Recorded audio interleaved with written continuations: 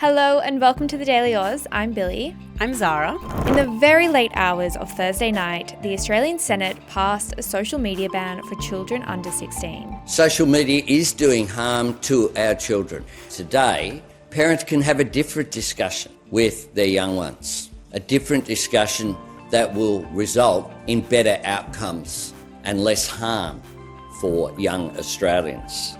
It means Australia is now the first country to ban children under 16 from using social media. It was a huge move and one that has triggered a tsunami of praise, criticism, and also curiosity from around the world. Pretty much every single major media publication around the world has covered this with a lot of intrigue. I always feel this air of self-importance when I see overseas Yes. outlets talking about Australia. I was like, New York Times, a whole tile dedicated to us. Yes, I was going to say the New York Times as well, but there was also Washington Post. Yeah, literally everyone. And I think that goes to, as you said, the fact that we are the first country in the whole world to do something like this, and it is very major. Just to point out, we're actually not the first to have an age-related restriction. Mm-hmm. So in France, for example, they actually have a national ban for teens under 15, but we are the first to have the age of 16. So that's why it's the strictest social media ban, because of the age of 16. Gotcha. And that was in itself a whole discussion that the Albanese government had to have about what that age was going to be, because some of it says 14, some of it says 16. As you said, France is in between there. I do want to, just before we get into that, just take it back a second and really just focus in on what the bill actually was. And then perhaps we can go to, as we spoke about, that response around the world. Yeah, so essentially this will make it illegal for children under 16 to access certain social media platforms. I say certain social media platforms because it's not all of them. So the ones that will be impacted are Snapchat, Reddit, Instagram, TikTok, X, and Facebook. The ones that won't be affected include YouTube and WhatsApp. There's also been some discussion about the platforms that don't require you to have an account, but you can still watch the content on those platforms. For example, YouTube, you don't need an account. And so that's why that isn't affected. And then with WhatsApp, all messaging apps were precluded from this bill. So that's why that is there. Can you just talk me through, Billi, a bit about what the reasoning, at least the reasoning that the Albanese government gave for introducing and then passing this bill was? Yeah, just before we came into the studio, I was just reading the explanatory memorandum, which is just an explainer. It's a document that explains the reasoning behind every single bill that is introduced in Parliament. And the big thing that kept coming up is that this is a bill to help parents. And that's also been very consistent in Prime Minister Anthony Albanese's messaging about this, that they are wanting to help parents with this huge issue, what they see as a huge issue with social media. So in their explanation of the bill, they said that parents feel unsupported to make choices about when their children should be on social media, and many are overwhelmed. That was another word that kept coming up, the word overwhelmed, by the pressure from their children and other families. So the idea that we're in uncharted territory, we've never dealt with this digital era where everyone is on social media, and this bill is designed to help parents. And they compared it to alcohol bans and cigarette bans, that there are bans out there already that do limit what young people do, and this is just another example of that. And they said that setting this minimum age removes ambiguity for parents about when the right time is. What I was thinking of when I was reading this is that when I was younger, my parents had rules that was separate to all of my friends about when I could get a phone. I was about to say, yes. My mum was so strict, and it ended up that my best friends bought a phone for me for my 12th birthday because they went around. Your 12th birthday? Yeah. Wow, I wasn't allowed one till I was 14. Well, I wasn't allowed one. They went around my parents' back. It was that and ear piercings. Was not allowed my ears to be pierced until I was 18. And then there are little babies with it. Yeah, Anyway, I was very not happy digress. about that one.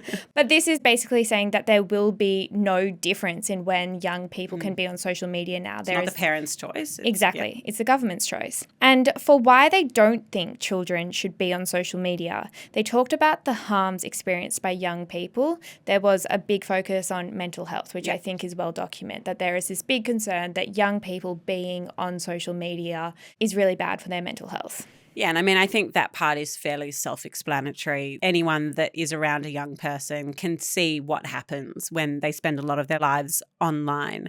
But I guess the grey area emerges when we talk about enforcement. You referred there to alcohol bans. When you are under the age of 18, you're not allowed to drink alcohol. The reality being a lot of people drink alcohol under the age of 18. Really, Zara? I've heard, I've been told. So how is this sort of a bill being imposed when it's not actually something that physically can be restricted by, say, the police? So basically what this bill does is say that there is going to be this ban, but it doesn't exactly lay out how they will enforce that yet. And that's because they're saying that this law won't come into effect for another 12 months, at least another 12 months. So they're saying that we've got the time to figure out exactly how to enforce this. I kind of thought about it as like, think of them as the architect and them laying out the plans, and they've now locked in that plan, but now they have to figure out how to actually build the house that they've just locked in. I mean, an interesting part to that, as with any bill that passed last week, is that the Labor government could lose power at the next election. And so it could be a different interior designer filling out that home. Although the only difference, I guess, is that the coalition is in support of this. Yeah. But what we do know is that the responsibility will fall on social media companies to enforce the ban. So it will be up to Instagram, for example, to ensure that they don't have people under 16 on their platform in Australia.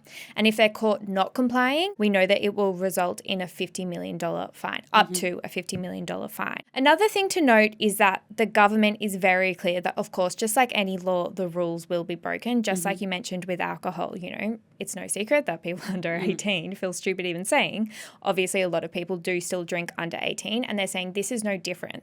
We are very aware that there will be many people who break this law, but think of this as us just setting the guardrails and also holding social media companies to account, but setting the guardrails there for parents, again, to take away the ambiguity behind the choice. I think one of the big things when we talk about how long it's going to be until it's actually enforced that perhaps is important to touch on is the fact that the technology that's going to sit behind this ban hasn't actually been finalised. So the government have said that it will be supported by age verification technology. That's currently still in its trial stages. And so in terms of how it will be enforced in a very material sense, we still don't really have that either. So that will have to play out over the next 12 months as we see the results of those trials. Exactly. And that's what I was saying with that they have the 12 months now to figure out exactly what this will actually look like for the tech companies.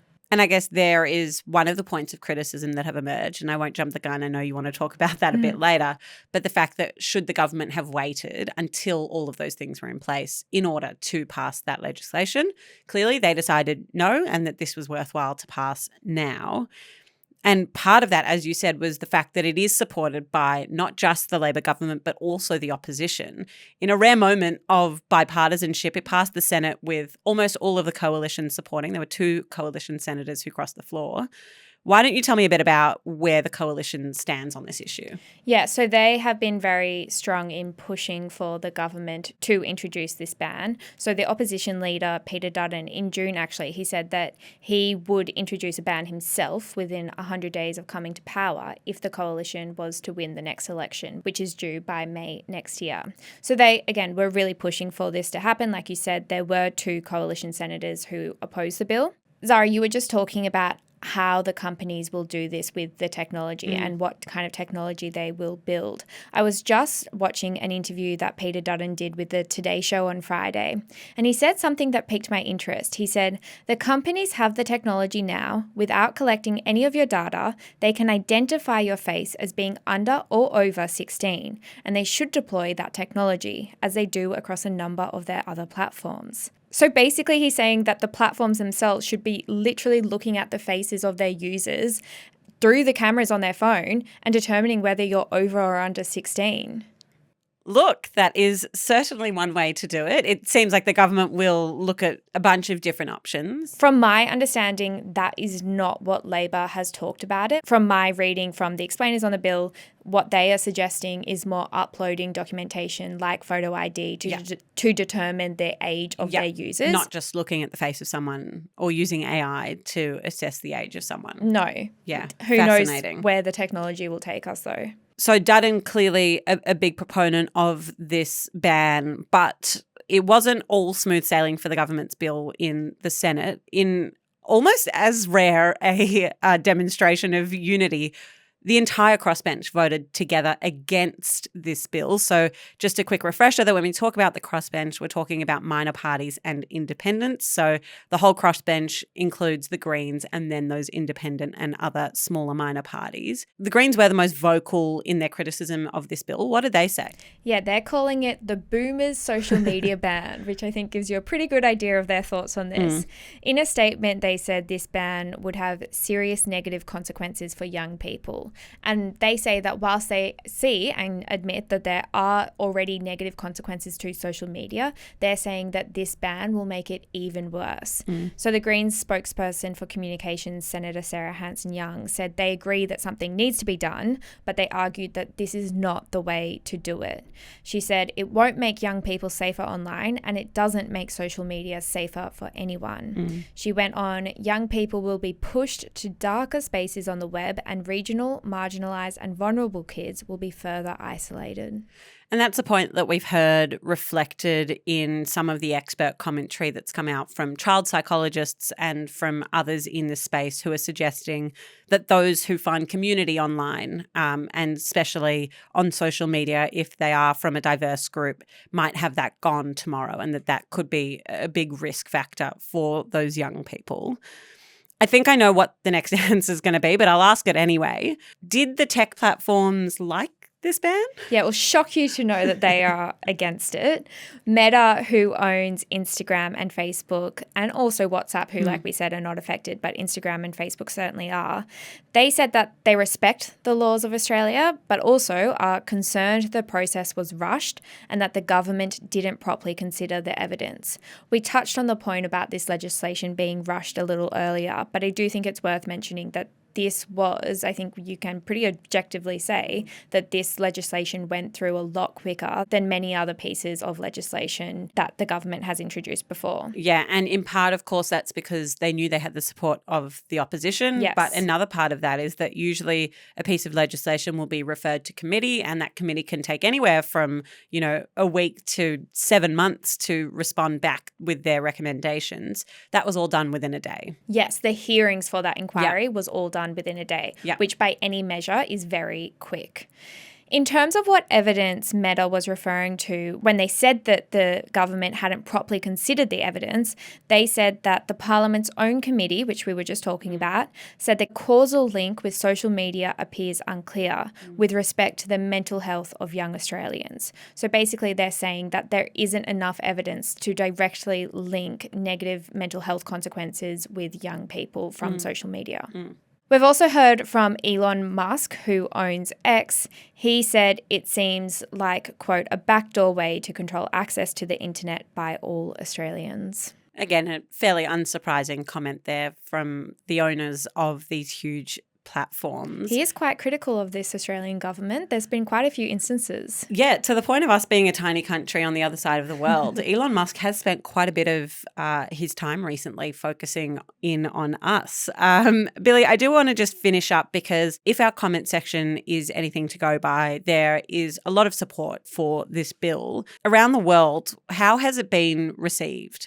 You mentioned our comment section. We did poll our audience about whether they were in support of this, and I think it was something like 90%. Yeah, it was overwhelmingly in support. We did do that before the actual legislation had been introduced, but we knew pretty well what it was going to be, and yeah, a lot of support from our audience of young people. Yeah, so as well as that, there are also many parents who are in support of this.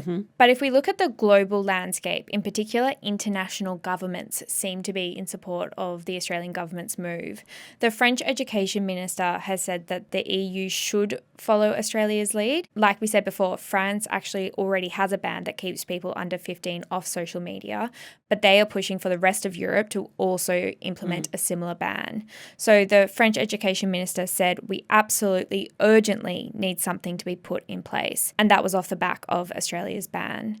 The Danish Prime Minister also wants an age-related ban for social media, as well as Norway. So there are a whole list of countries that are in support of what Australia is doing. It will be fascinating to watch and see if other countries follow suit. You know, clearly Australia has shown that it can move quickly on a matter like this. So I suspect that if there is the will and the desire to do so, other governments around the world might follow, and we might see further bans across the world. Thank you, Billi, and thank you for listening to another episode of The Daily Aus. And before we go, Zara, today is the 2nd of December. Somehow. So November is over, and I quickly just want to say that November was our biggest month for podcast downloads ever, Woo. Our highest listenership ever, and we want to say a big thank you to every single one of you who has been supporting The Daily Aus, listening to us every day and also every afternoon now. Your support means the world to us, and we really appreciate it.